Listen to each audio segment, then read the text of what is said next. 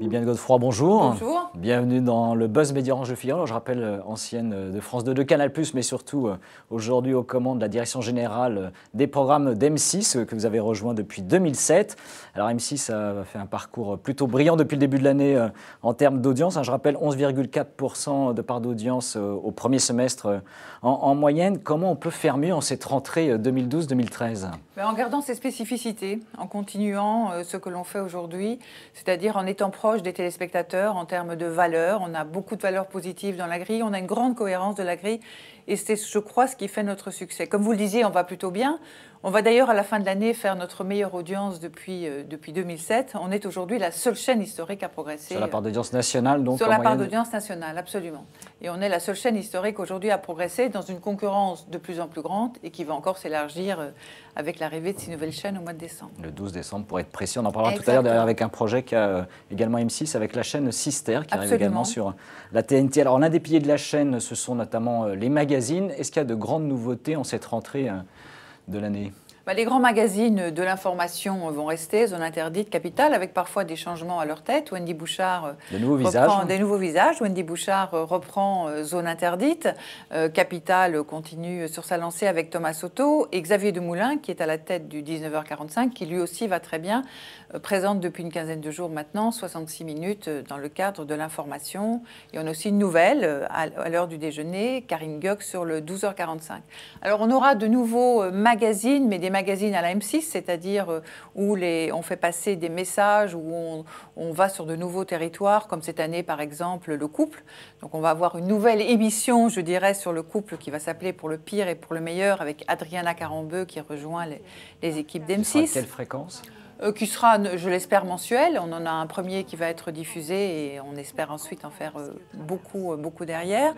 On va avoir un magazine à la M6 aussi, puisque tout sera tourné hors plateau, qui s'appelle « J'ai décidé d'être heureux », dans lequel Stéphane Plaza va intervenir, car quel autre animateur d'M6 porte aussi bien le bonheur et la joie de vivre. Là, ce sera une série de plusieurs premières parties de soirée qui va être diffusée.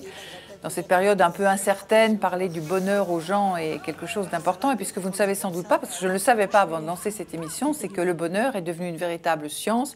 Il y a une chaire qui s'est ouverte à Harvard, il y a une chaire qui s'est ouverte en Belgique. Donc voilà, on va essayer de donner des conseils aux gens sur le mieux vivre. Et ensuite, on va aussi revenir sur le terrain de l'éducation des enfants.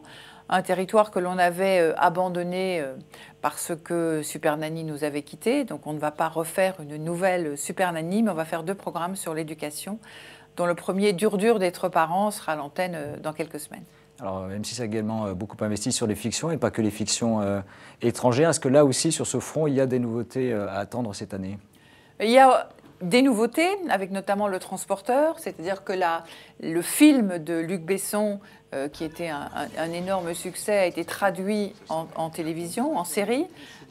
On a donc la série Le Transporteur, qui sera vraiment dans la continuité du film, puisqu'on a même François Berléand qui était dans le long métrage et qui sera dans la série télévisée. Mais notre spécificité à M6, c'est surtout les programmes courts. Scène de ménage est revenue à l'antenne depuis lundi. Chaque jour, on a de nouveaux téléspectateurs qui reviennent. C'est le meilleur lancement d'une série à cette heure-là, donc à 20h10. C'est un levier d'audience toujours aussi fort, j'imagine. Absolument, absolument. C'est un énorme levier d'audience. C'est la série préférée des Français aujourd'hui et ça rassemble toute la famille devant le grand écran. Alors la bataille de l'information, vous évoquiez notamment le 19h45. On a vu TF1 faire évoluer depuis lundi, en effet, son fameux rendez-vous grand-messe de 20h. Est-ce que le 19h45, dans cette concurrence accrue, doit lui aussi changer ou pas ? Le 19h45 ne doit pas changer, il doit continuer. Ça ne veut pas dire qu'il n'y aura pas des petits changements, peut-être d'infographie dans les mois qui vont venir. Ce qui change vraiment dans un journal au quotidien, c'est l'info et la manière dont on la traite. Et je crois que c'est là-dessus que le 19h45 a une vraie spécificité. On a quand même gagné 900 000 personnes en une année, donc il a une vraie spécificité. Il est un peu copié aujourd'hui, il faut dire les choses telles qu'elles sont. Donc c'est pour ça aussi que l'on va devoir évoluer. Et je crois que la spécificité de l'information sur M6 également le 12h45 qui a aussi progressé de 300 000 téléspectateurs, c'est qu'on essaye d'expliquer les choses aux gens. Le fameux « Expliquez-nous » a été, je crois, un des moteurs pédagogique. Donc. Voilà, beaucoup plus pédagogique, beaucoup plus didactique, essayer d'expliquer les choses aux gens qui, vraiment, aujourd'hui, parmi les tendances que l'on voit, c'est que les gens ont envie de comprendre. Les programmes intelligents ont aujourd'hui beaucoup plus de succès qu'avant. On voit le marché publicitaire reste tendu, hein, y compris pour la télévision sur le marché français. Est-ce que ça peut vous contraindre à lever le pied d'une certaine manière quand même sur le coup de grille, donc sur les investissements dans les programmes que vous dirigez? Mais mon président Nicolas Taverneau a dit que les programmes seraient préservés. Je peux vous dire que la grille que l'on lance avec 15 nouveaux programmes n'est pas du tout une grille au rabais, bien au contraire. C'est très certainement une des grilles les plus riches que j'ai faites ces dernières années. Alors c'est vrai que le marché est tendu, mais c'est vrai aussi que les bonnes audiences d'M6 et W9 fait qu'aujourd'hui, sur le marché de la cible commerciale, on est équivalent au leader. Donc je pense qu'on a un certain nombre d'armes pour un vrai potentiel et une vraie possibilité de résistance. Dernière question, on parlait des nouvelles chaînes de la TNT. Sister donc, sera lancée le 12 décembre. Par rapport à W9 et M6, elle sera complémentaire. Comment elle va se positionner très rapidement? Elle sera véritablement complémentaire.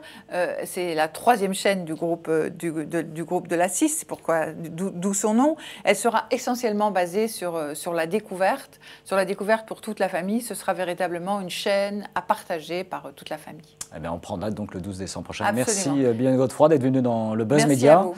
Et nous nous retrouvons demain avec un nouvel invité. Merci et très bonne journée. Merci beaucoup.